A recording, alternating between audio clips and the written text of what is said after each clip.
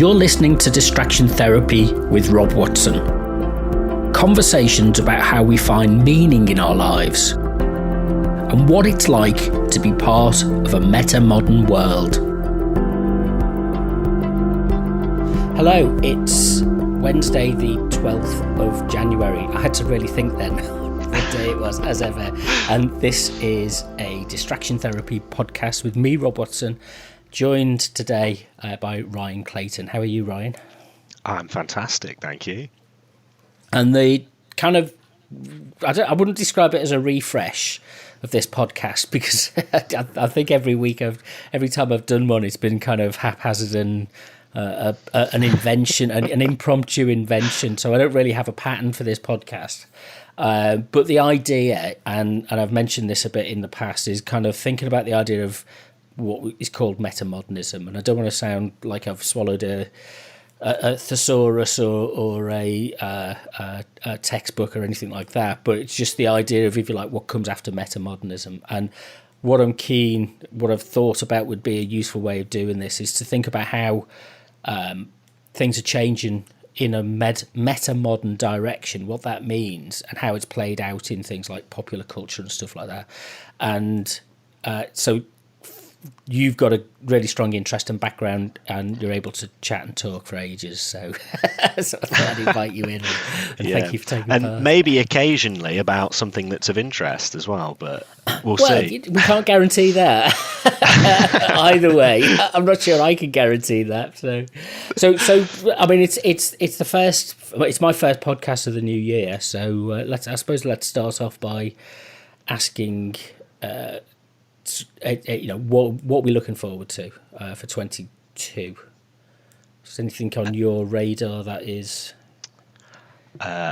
Good question. I mean, other than the reading list that's become, as long as my arm at this point. I mean, I'm surrounded by comics and other far more pretentious books. A lot of reading in 2022, hopefully. So what kind of stuff have you got piled up? Oh God, I mean, all sorts of stuff. Let's start with the more pretentious stuff, so I can sound remotely intelligent. I got a copy recently of some key writings from Henry Bergman that I'm interested in reading, because as far as I'm aware, and I'm not very aware, he did a lot of stuff in phenomenology and was quite influential in that chain of thought, and existentialism as well. So there's like excerpts in it from his famous work like Time and Free Will, Creative Evolution, The Creative Mind, something in here about the meaning of the comic as well, as in the stand-up comic, not the, Archie comics, although that would have been ideal. I don't know, more reading. I'm trying to think of other things, in terms of popular culture that I'm looking forward to coming out. But as far as like the film landscape goes and stuff that's going to be on TV, none of it really sparks my interest. I mean, I wasn't even really that interested in Dune when that came out, and I thought I'd be up for that because I really loved the novel, but just, I don't know. Well, I saw Dune in. We have a difference of opinion about pronunciation, don't we? With June. And it was. I say it correctly, and you add a J. You say tomato, and I say tomato. So I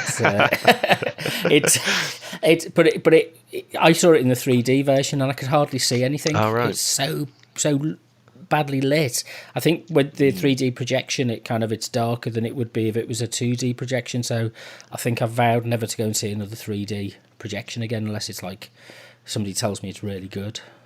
No, I mean, I've never seen the point of those things anyway. I mean, some things in the screen pop out a little bit further than they would do. It's not like, when 3D was first a fad, and you had, was it one of the Friday the 13th movies was shot in 3D, and you'd have like Jason's machete weaving its way towards the audience. That sounds like a good time, but yeah, I don't really see the point if you're not going to do much with it, and it just seems like a bit of a novelty. Yeah, well, after about 15 minutes, I've usually forgotten that it's in 3D, and and you kind of, your brain just kind of zones it out anyway. It's like listening to something in stereo. You really have to focus and concentrate to hear something actually being mixed in stereo, because most of the time you kind of, your brain mashes it into the middle, unless it's like they use it as a special effect in the cinema. Kind of surround sound effect where they bring a helicopter in from the back, and you get that for a moment, but the rest of it is really just playing out in your head in mono. Well, I'm trying to think, how was the 3D utilized in that? Because, I mean, I imagine it would have been shot, conventionally to begin with, and then upscaled. Yes, so I think, whatever process they do, it was pretty pointless. I think it would have just been better in 2D. But it's things like, kind of helicopter shots and stuff like that. And, I mean, it was interesting. I saw a YouTube documentary or interview with James Cameron and Dennis, how do you pronounce his name? Villeneuve? It's the director. Villeneuve, I think. Yeah, okay. I'm probably wrong. It's one of those names that you see and you don't know how to pronounce it, or I don't know how to pronounce it. So,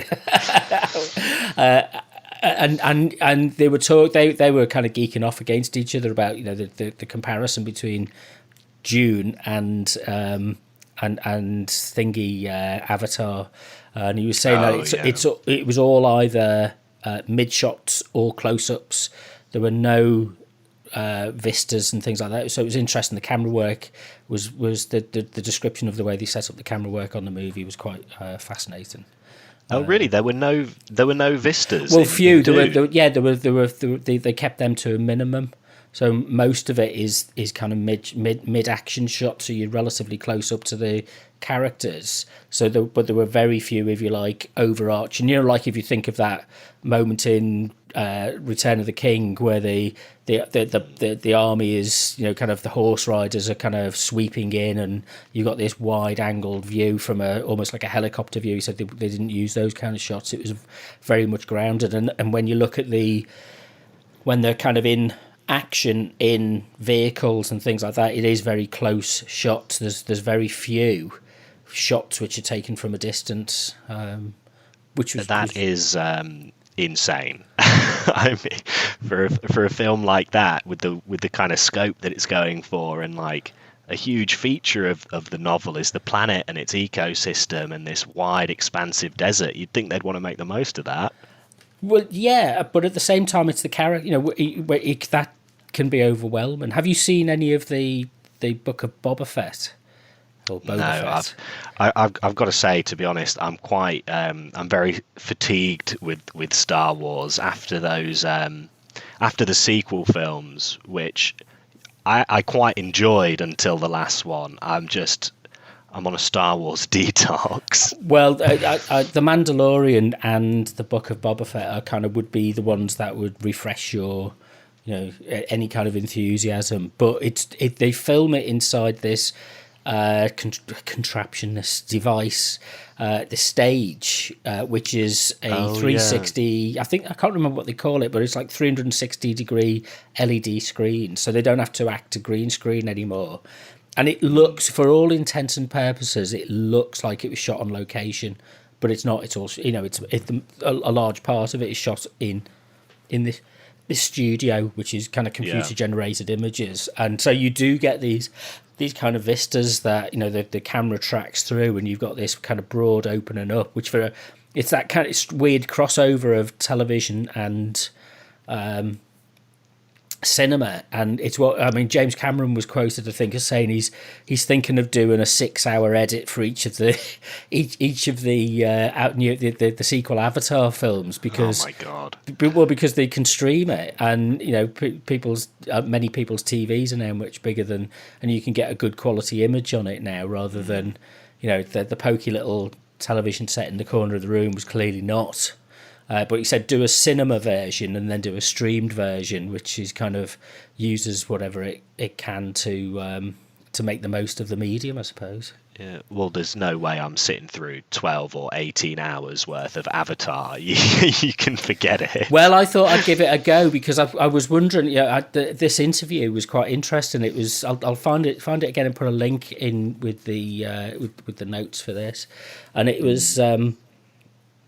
He kind of said, it struck me as a kind of is it a metamodern film? Because he was talking about the idea that it's a view of filmmaking which, in part of its success, was because it has this, and I'm going to put in inverted commas, spiritual element to it. And I thought, well, that's interesting. Everything he does seems to come back to a spiritual element to his filmmaking. I'm not entirely sure. The Terminator maybe doesn't fit with that. You might say the human spirit, but Avatar takes it and puts it on stilts, I suppose.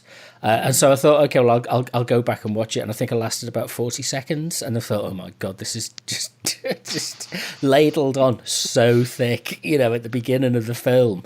It's like if you want to, a dollop of hyperbole, watch the opening 5 minutes of Avatar. And it's like, and I just thought, okay, I've got more things to do with my life than sit and watch a 3.5 hour movie. That is just like punches in the face of obvious narration. Yeah, well, I mean, James Cameron can do a lot of things quite well, but subtlety isn't exactly one of them. Yeah, you don't want him to be kind of pondering the imponderable distinctions, do you? Terminator and Aliens are, I think, that's where they highlight his best qualities as a filmmaker. Yeah. So if that's the kind of review of 21, it sounds as if you kind of left a bit kind of nonplussed. You kind of finished the year on a on a disappointing note.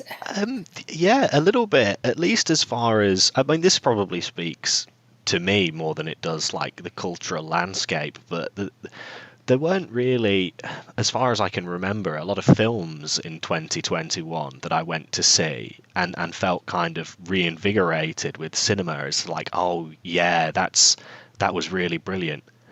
Oh, you know what, actually, I tell a lie. I watched, on Christmas Eve, I watched Don't Look Up on Netflix.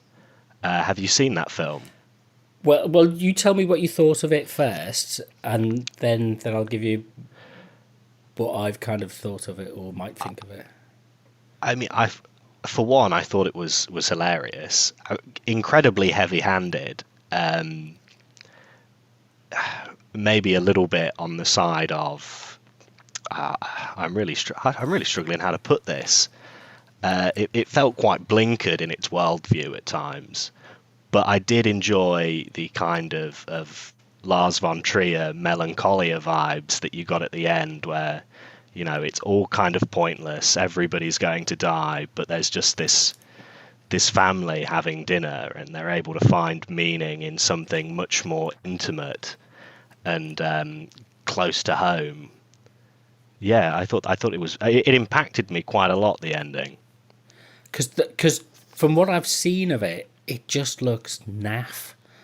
It's like a kind of I don't know. It's there's a model of humour which it doesn't. I haven't watched it and I've avoided it because I was put off by the trailers and by some of the hype, because it kind of just looked a bit, as you say, heavy-handed. It looked to me like, I don't know. What's his name? He was in the Airplane movies and did the detective things. God, his name will come to me. Leslie Nielsen. Was that his name? Yeah. And that kind of that's the kind of humour that I thought it was, but just not very well done. I mean, at times it isn't well done. It's still quite funny, but like I say, it's very heavy-handed and it isn't very reflective. Not a lot of the material has any time to breathe until the very end, which I think is where the film really shines. But so I mean, it's getting you to that point. Exactly, and it takes a long time to get to that point as well. I don't know how long the film is. I'm going to guess at 2.5 hours. But it feels a lot longer at times because it does feel like it takes a while to get to the point. Yeah. It's not a good a good indicator of a good movie, is it? You know, it's like sometimes you can go and see a film and 2.5 hours goes by in a flash. Oh yeah. And sometimes you go and see a movie and it's like 15 minutes takes feels like it takes 3 hours. Yeah, but I mean, having said that, the premise is what hooked me, because I'm a real sucker for that kind of, you know, they find out that humanity's doomed and they're all going to die, and then it's about, well, how do you deal with that knowledge? How do you deal with that sort of impending doom and your own mortality? And what I thought was quite interesting about it was, and this is where it becomes a little bit heavy-handed, but at the same time it's something I don't think I've necessarily seen before, is that on the whole, humanity at large's reaction is typically to get just distracted and not really take it on board, and then there becomes a lot of like very stupid like talk show hosts that make light of the situation, and everybody knows it's going to happen, but nobody takes it seriously, and then you get the conspiracy theorists that say it's not happening, and it becomes a very clear, you know, right wing bad, left wing good kind of a movie. Well, I mean, this is interesting. You give me a reason to watch it now, because the idea came up for initially for this podcast or program, calling it distraction therapy, was kind of what are the distractions that we've got that are helping us. I mean, there's two sides to it, I suppose. The distractions that are helping us to get through things, and this was at the start of the pandemic or halfway through the pandemic, and then the other side is the distractions that, you know, are the avoidance strategies, if you like, and both play out, don't they? You know, both are two sides of the same coin. It's like we can use our distractions as a way of coping, but we can also use our distractions for denial. Yeah, and we kind of, I mean, it kind of, the way you described it kind of sums up a lot about how I feel and experience our culture. It's like you kind of get these moments. I mean, the news today with the things going on in politics, it's kind of highly activating and draw you in, and you feel your indignation rising, and other people might get that through football or, you know, kind of whatever. And then the other side of it is kind of, I've started watching Toast on the BBC on the iPlayer, which is the one with Matt Berry. And it's just really stupid and kind of really dumb, but you know, it is really funny, and it's like I think it's in the 4th season now, but I'd never watched it before. But it's just like I can switch off and just watch these people doing stupid things and having really inane, stupid conversations, you know, that kind of dumb side of things. And it's like, okay, well, that's my distraction therapy at the moment. This kind of helps me to get over that kind of seriousness and just engage in something which is completely fatuous. Yeah, I mean, I know how you feel. Only the other week, I went to see Clifford the Big Red Dog in the cinemas. I take it you had to take a niece or nephew or something. Oh no, I went with my girlfriend. I thought, you know, let's go see this film. It'll be a really good time. I've never seen anything that looks so stupid. And yeah, I had a brilliant time for that exact reason. It's the kind of thing that you can sit there and shut your brain off and watch the Big Red Dog fill the community's heart with love. It was great. Better than Spider-Man, that's my review. Wow, okay, that's meaning that you saw Spider-Man and that ranked higher. Yes, I saw Spider-Man and I wasn't very thrilled. I was more thrilled by the big red dog. Gosh.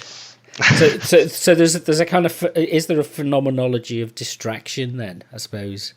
You know, it's something that we maybe want to piece together as something which has a practical purpose and trying to find the right language, but a kind of state of being, if you like, which serves a social function or an existential function or something like that. Being distracted Yeah. What how does it help? Because we live in a world that's always it's calling for our attention all the time, and we're always expected to have a plan about everything. And it's like the idea of doing a podcast where you know what you're going to be talking about.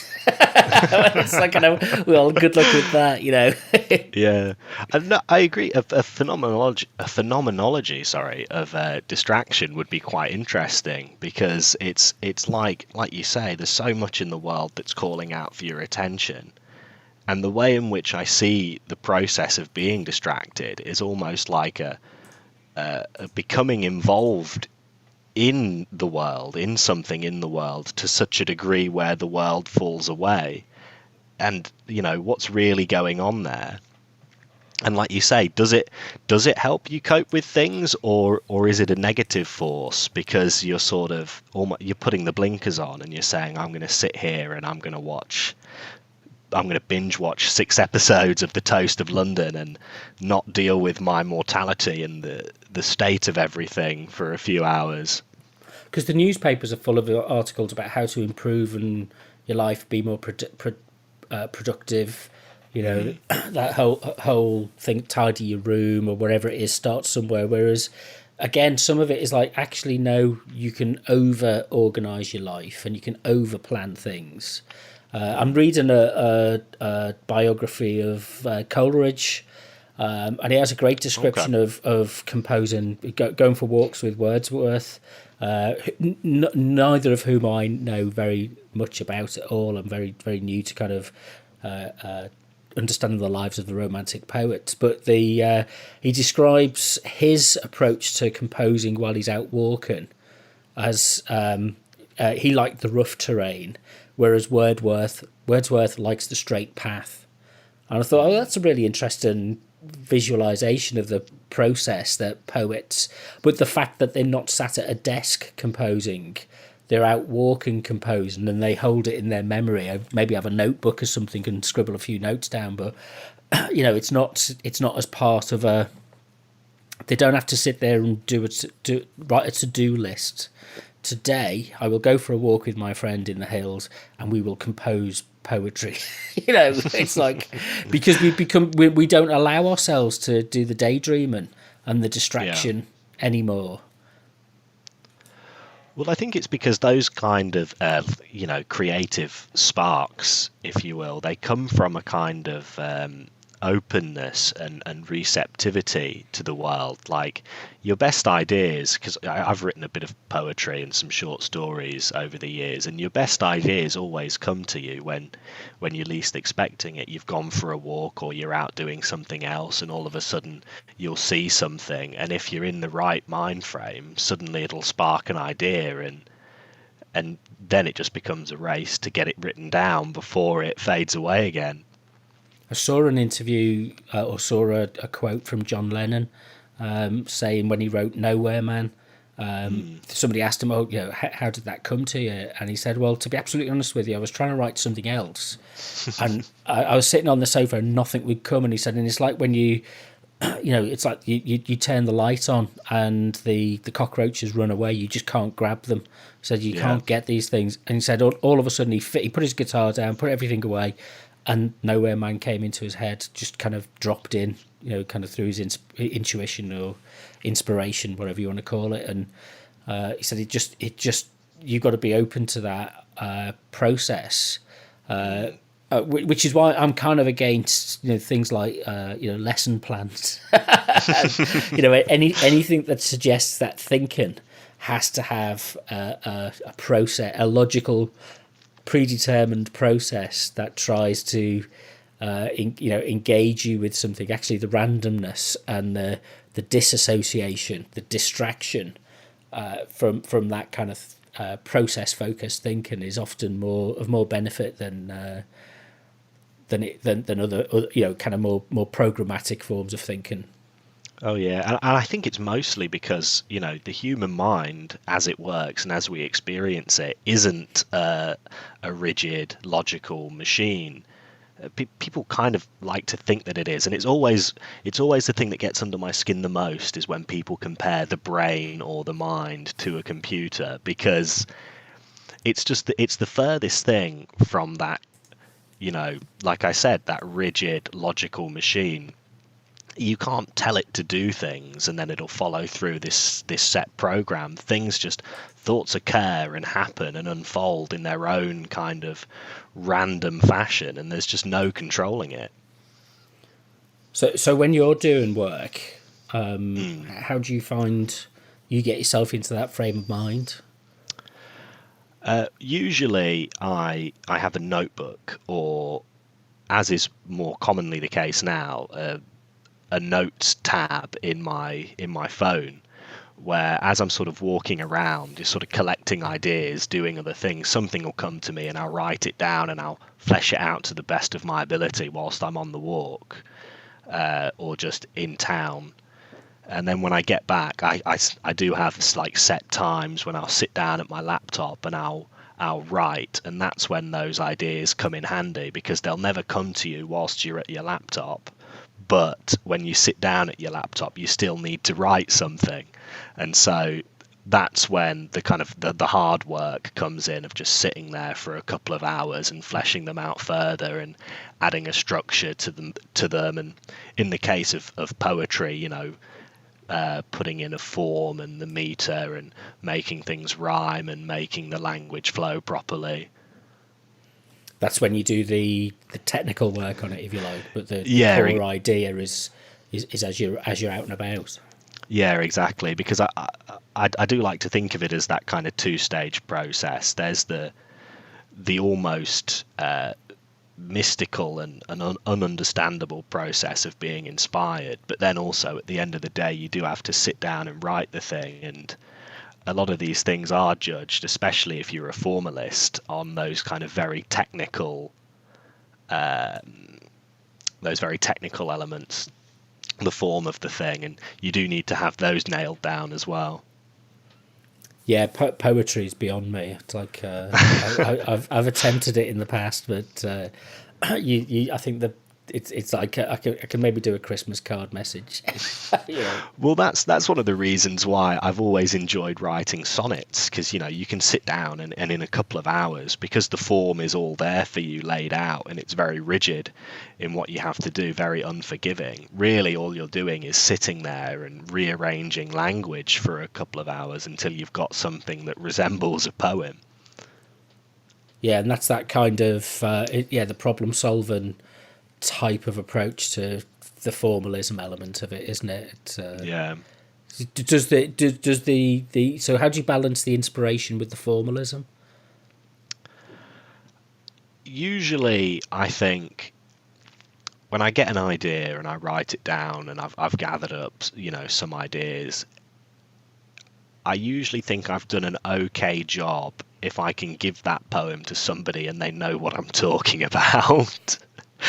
But if the idea's been missed, which it can happen, because sometimes you can get a bit lost in the other aspect of it, and having written it down, or you can miss your own point, which is always a bit of a weird experience, because you can sit there and read it and think, well, that's not what I wanted to get across at all, and then have absolutely no idea how to get across what you wanted to get across. Language is a bit slippery like that, I suppose. Yeah, and we often think of.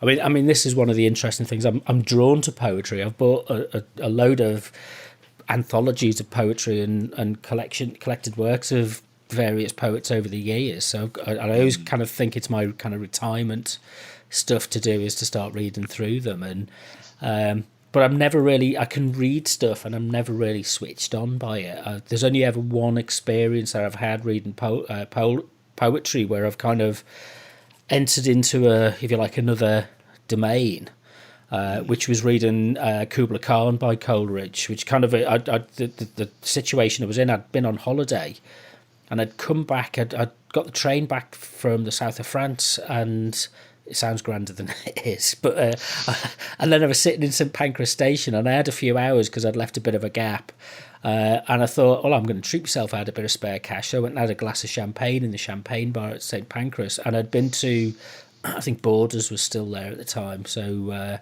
I went there and I bought a book of Coleridge poems, I think it was, and I started to read the Kubla Khan one, and it was, that moment in the Wizard of Oz where it goes from black and white to colour. Yeah. It was literally like that. I've never had an experience like it with reading anything. It just opened up as this the visualization came to the the subconscious visualization came to the fore, and I just read it and kind of like, I didn't read it, I experienced it. And I thought, wow, I've never had that again. Subsequently, it's like, okay, that's the power of what it can do. But what kind of a state of receptivity have you got to be in for it to enable that, I suppose? Yeah. Well, I had a similar experience once when I was reading, funnily enough, Martin Heidegger's Being in Time. Because it was like very last minute. Because I did a philosophy degree, and this was for one of my second year examinations, and I'd put off reading the text until the morning before the exam. And so I opened up the book and I just started reading, and none of it was making sense and none of it was going in. But I kept reading anyway because I knew I had to. And there was the language of the book is very difficult to read and doesn't make sense at the best of times. But there was this very strange moment when it was like you began to see beyond the language. The words in the book stopped being important, and it was, because it's a phenomenological text anyway, and it's trying to communicate various experiences to you, it was like you saw beyond the words and the experiences that Heidegger was trying to get at. I think I was reading about anxiety at the time, and mortality. The experiences just came to me, and I was like, oh yeah, that is how you experience that. And it all started to unravel, and it almost didn't feel like I was reading the book anymore. It was very strange. I think this is one of the things that metamodernism kind of it moves around or thinks about. It's often described as a response to the meaning crisis.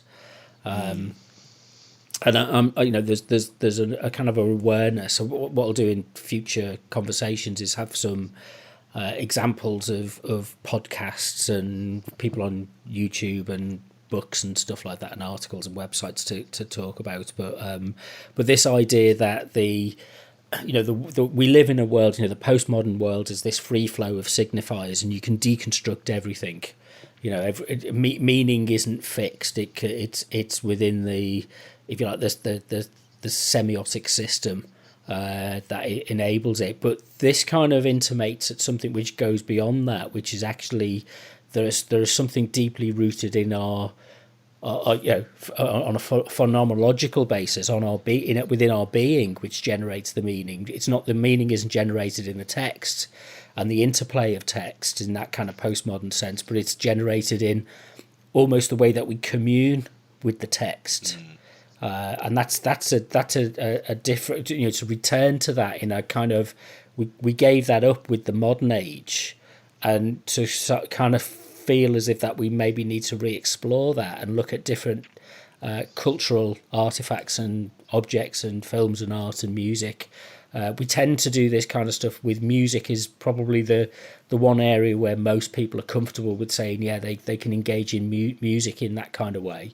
But written words and maybe performed, when I've seen something like a Shakespeare performance or something, and you literally can't understand what they're saying, but you've got every idea of what's going on, because it's not the words, it's the rhythm, it's the performance, that kind of stuff, which takes it beyond that, something which kind of transcends that sense of logical understanding. Yeah, well, I'm a big fan of Shakespeare anyway, and that even comes across when you read his stuff. Is you can read the words and not understand, every other word, but you know exactly what's going on, and you can still feel the emotions of a scene, and it's all there in the language. It's really fantastic. Yeah, it's the kind of living text, isn't it? Really, and the difference as well, I find, kind of a lot of poetry we read it, but we've lost the art of public reading and reading out loud, which is where most, I don't know, most poetry until, I suppose, well, actually most poetry is meant to be read out and not read, spoken aloud with others. We don't have that tradition anymore. Unless, I mean, have you ever done a search on? I've done a search on. I've got Apple Music, iTunes, or whatever it's called, and trying to do a search for poetry. Well, it's awful. There's a lot of stuff from, like, there's John Gielgud and stuff, and some what's his name? What's his name? Married to Elizabeth Taylor, Richard Burton. Those kind of and Richard Burton's great, but they're really poor quality recordings. Or you get there's a load of LibriVox recordings, which is some kind of a free some American accented person is reading it a bit like a robot. So they're just literally saying the words and unable to actually get across any kind of sense of meaning with it. And then you get there's some good ones, but it's kind of fragmented. There's a lot of stuff that the BBC does with Poetry Please and stuff, where they bring people in, and there's a program on Radio 3, isn't there? That's where they mix music and poetry together. But it's kind of, we don't have a tradition anymore of going to an event to hear somebody speak their poems. Would you go to a gig of somebody's it's poems? Interesting that I did do not that long ago, actually. Well, maybe I move in the wrong I was invited circles. I was invited to this thing in Nottingham. What was it called? I think it was called Poetry Scum, where it was almost like an open mic for poetry, and it was really great because they just had all of these local, Nottingham Midlands poets who, to the best of my ability, aren't published, but they might be in a sort of minor way, which is with no disrespect to the poets because they were fantastic, but sitting there and listening to these people deliver what were obviously very personal poems, and some of them had more of a comedic element and some of them were quite serious, but the way it comes across was incredible. You could feel it in a much more visceral way than if you were sat there reading a book. I remember thinking, for one of the poems in particular, if I read this in a book, I'd think it was a really ish piece of poetry. Yeah. But the way that he stood there and delivered it, and the emotion in his voice, and the way it was affecting him, and then in turn affecting the crowd and me, was really quite incredible. So yeah, I would go to something like that. I'd do it again. To be fair, there have been things like that across Leicester for many years. Maybe I've just never connected with them, or kind of had the time, or too much of a Philistine, Rob.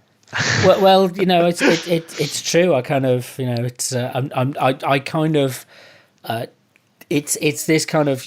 Maybe I let the limitations of our cultural repertoire dominate, and I don't find those, because that's quite difficult to do, isn't it? To find those niches, which and another name for a niche is a clique.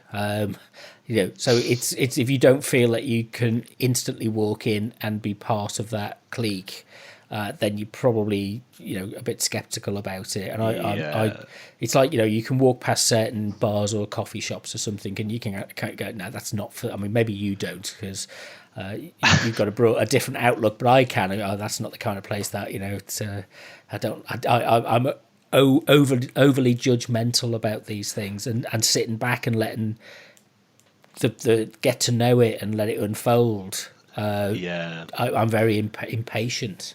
Well, it is worth noting that no experience is a perfect experience, and when I went to this place, one of the things that they did was distribute an anti-vax self-published newspaper. So sweet with the sour, I suppose.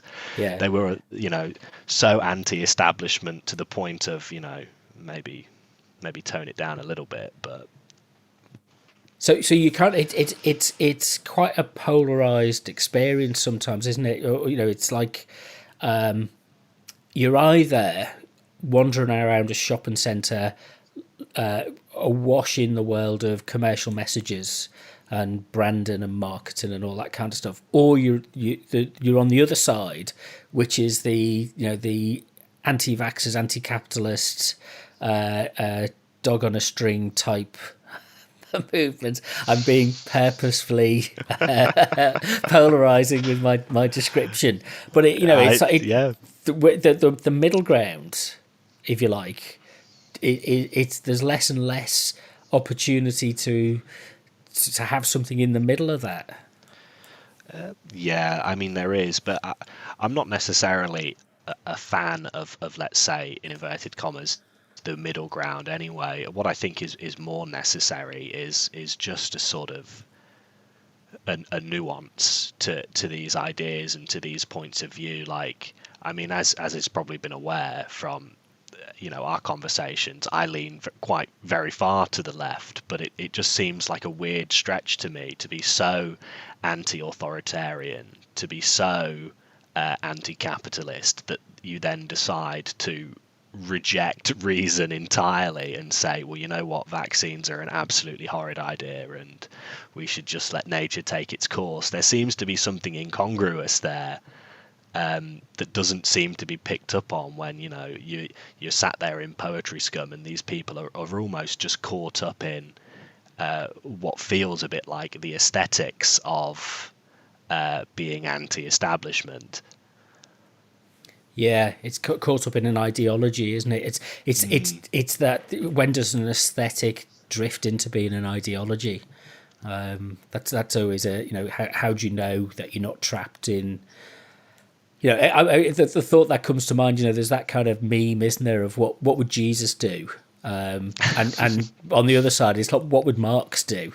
There's no perfect answer to these things, but professing some kind of purity about your personal response it suggests to me that you're not actually listening to the poetic experience, because you're not open to. It's like you're looking for your answer in. I had a friend who was an out and out communist at one point. Well, all of his life. He's dead now, but he's he's a real kind of.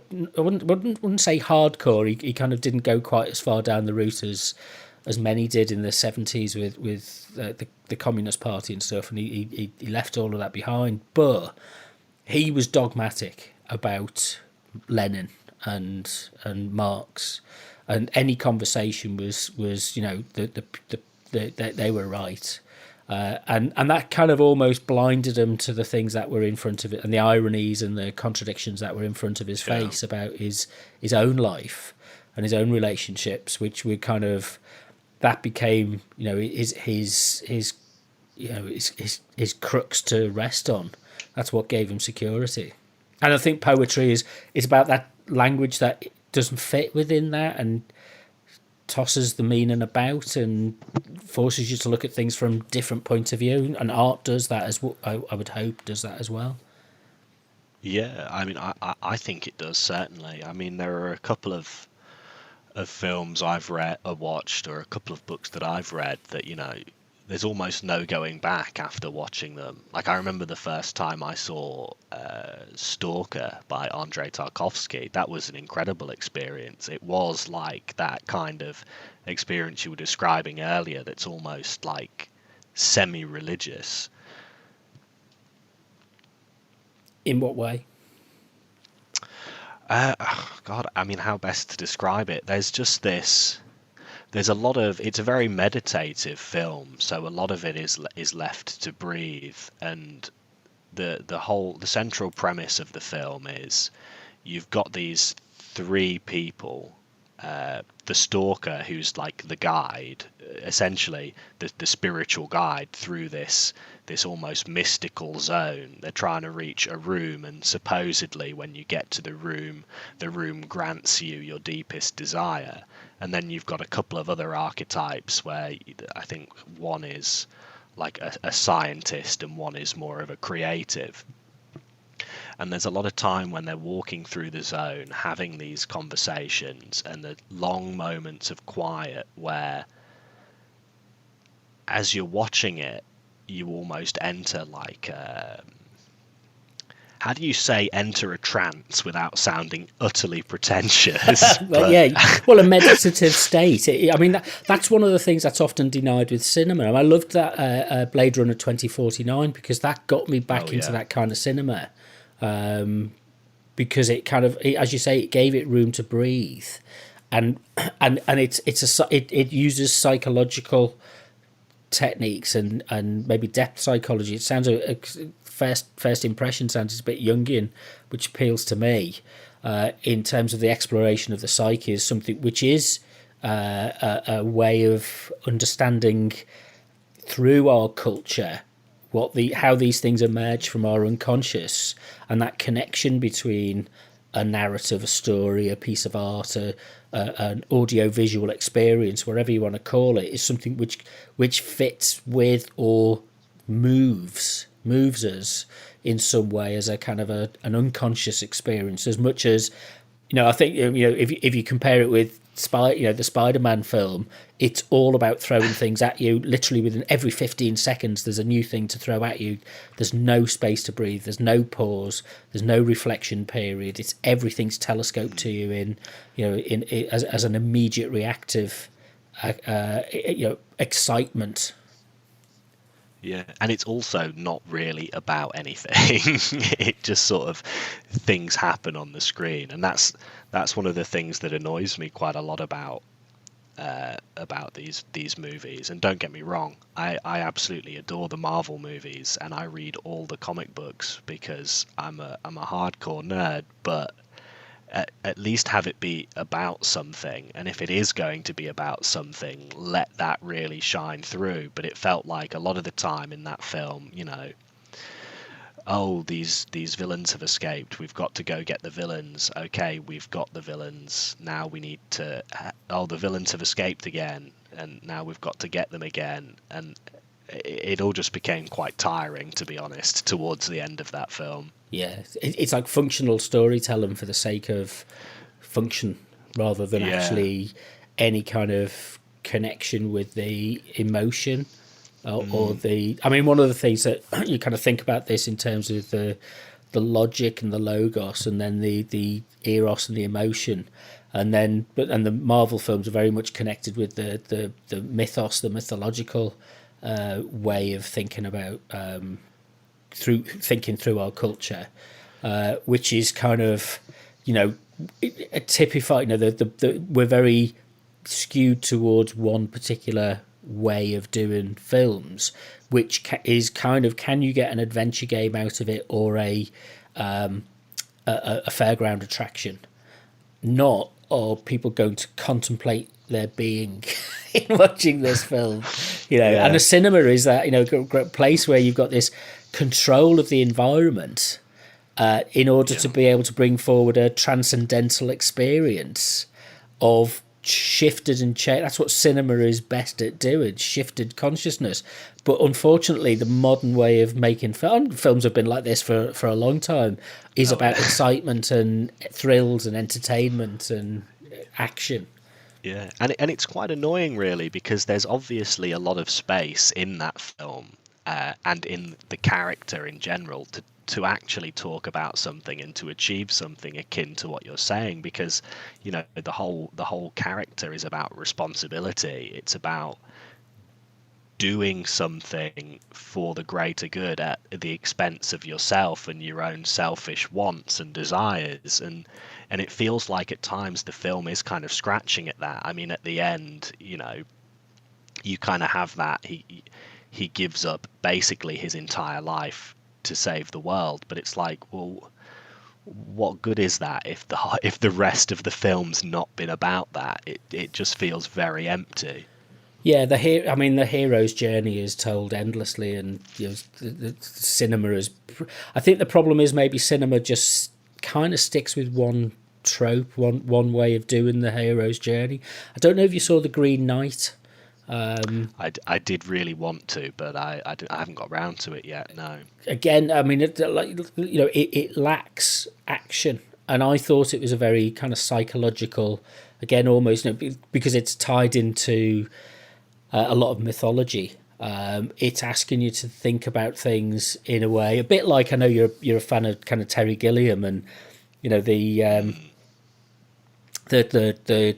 being asked to consider something not on the obvious, the surface frame of reference, but actually there's another process at play underneath, which is tying in with the way that we experience film and images and cinema and the phenomenology of that, and tying it in with, I keep repeating that word because I think it makes me sound clever to say it so often, but it's I do it too, so yeah. so but it's that it's like there it is possible, not always necessary, in fact probably seldom necessary, but it is possible to present something in a popular form which kind of says, which pushes back against the just articulating something on the basis of its surface qualities, if you like. Well, that's one of the reasons why I really love Terry Gilliam's movies, because they seem to walk that line incredibly well, where they're vastly entertaining movies, utterly hilarious at times, and my favorite film is Time Bandits. I don't know if you've seen that one, but it's many times. Stupid little. Yeah, stupid little story about a kid who, seven dwarves bust out of his wardrobe, and they go on an adventure through time, stealing things whilst running away from God. Like, utterly absurd stuff, but and endlessly entertaining, but also about something. Everything in that film is about the effect that technology and a technological way of thinking has on human beings, has on his parents and the adults around him, and how it impacts the child in the film, and how he sees the world and what he really wants. And then it all culminates in a really meaningful moment where his parents explode. It's just brilliant. Yeah, chaos. It's like, be careful what you wish for. And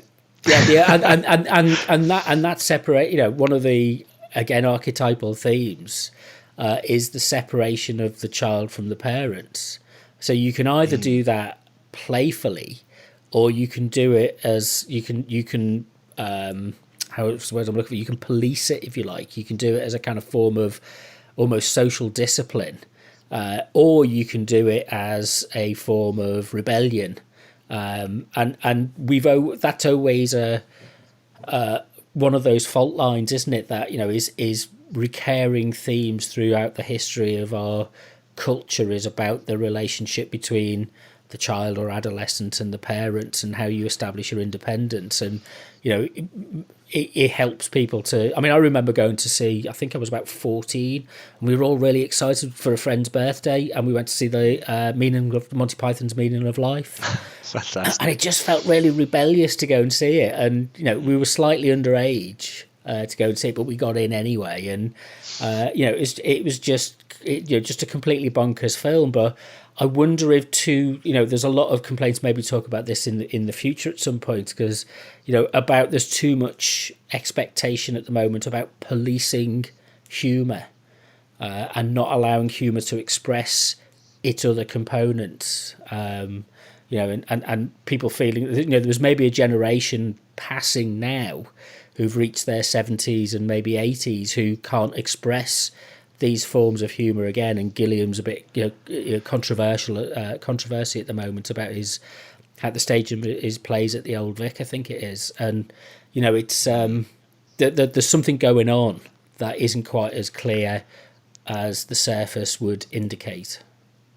I think it's definitely something I think would be interesting to talk about, because I'm not sure I agree, because there's a lot of stuff at the moment in terms of like comedy that's happening that it is very subversive and is very interesting in that sort of almost anarchic way, that doesn't seem to get the backlash that you would assume it would. It just seems to me that like the way of expressing that anarchy has changed and shifted, and it's almost like, again, coming back to that distinction between the world of youth and the world of age, I suppose, that different languages is evolve and erupt, and what's happening now in comedy is still anarchic if you know where to look and where to find it, but it's just it's done in a very different way, I think. Well, let's mark it for a future conversation, because it's like music. I've got a set pattern of stuff I listen to, which tends to be the Beatles and the Beatles at the moment, and and I'd like to break out of it, but I find it doesn't fit with me at the moment. And comedy, I don't watch or listen to much comedy anymore. I used to watch a lot of it, but I don't know where that the good stuff is to be the stuff is to be found anymore, because a lot of it just seems either regurgitated, or it seems it's clearly not aimed at me, if you like. And then so I've got this crisis of thinking, well, what is it that I like? And comedy is one of those things, isn't it? You just can't help yourself laughing at something if you find it funny. So how do you know you find something funny unless you expose yourself to it? And I think the rise of things like future conversation, but the rise of the stand-up comedian and the industrialization of that process has been to the detriment of spontaneous comedy. But we can argue about that in the weeks and months ahead. So. Yeah, that is a big big topic of conversation. Yeah, good. Well, that means that we're on the right track, because we're thinking through that there's a load of stuff that we have to navigate, and I think I don't know the answers, and I only have my own personal instincts, if you like, and my own tastes and preferences to rattle this around in, and it's always interesting to hear other people's perspectives and point of views of these things as well. If anybody wants to get in contact with you, how do they do that? I suppose Twitter would be easiest. My Twitter handle is at Clayton Comics, I believe, with an X at the end of comics, like in the 60s and underground comics. Cool. And Distraction Therapy is, thanks to Sound Art and Leicester Community Radio, will get broadcast on those radio stations, and will go out as a podcast via iTunes and stuff like that. So, and if you want to go to my website, it's robwatsonmedia.net, and I think I'm on Twitter and Instagram at robwmedia. So thanks very much, Ryan, and we will at some point in the near future. Fantastic, thank you very much. You've been listening to Distraction Therapy with me, Rob Watson. Find out more at robwatsonmedia.net, or follow me on Instagram and Twitter at robwmedia.